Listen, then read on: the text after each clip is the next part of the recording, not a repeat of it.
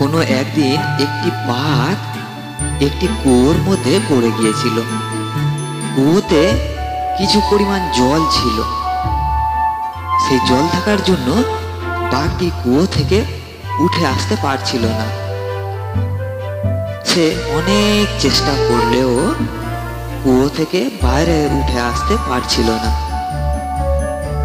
সেই সময় সে হঠাৎ দেখতে পেল যে একটি তৃষ্ণার্ত ছাগল জলের খোঁজ করতে করতে সেই কুয়োর কাছে এসে পৌঁছেছে।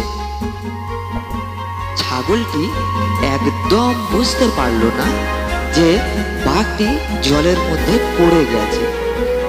ছাগল হয়তো ভেবেছিল যে ওই বাঘটি জল খাচ্ছে।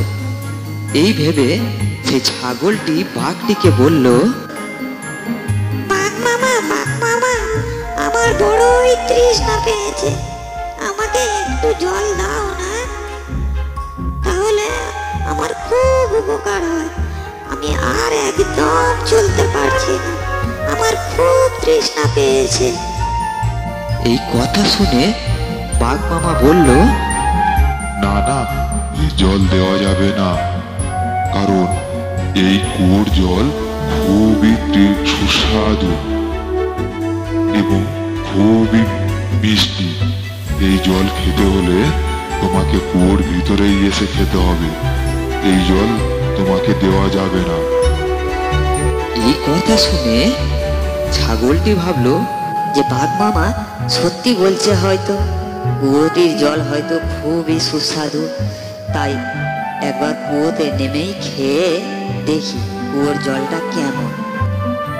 ছাগল এই ভেবে হঠাৎ কুয়োতে লাফ দিল। কুয়োতে যেই লাফ দেওয়া সাথে সাথে চালাক বাঘটি সেই ছাগলের পিঠে ভর করে কুয়ো থেকে লাফ দিয়ে একেবারে ডাঙায় এসে উপস্থিত হলো। ডাঙায় এসে বাঘটি ছাগলটিকে বলল, এই বোকা ছাগল, নে এবার তুই মন প্রাণ ভরে যত খুশি জল খেয়ে নে, আমি চললাম। এই বলে ধূর্ত বাঘটি সেইখান থেকে জঙ্গলের দিকে চলে গেল।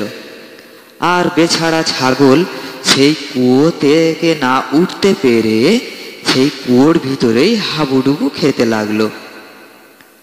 প্রিয় বন্ধুরা, গল্পটি কেমন লাগলো প্লিজ কমেন্ট করে জানান।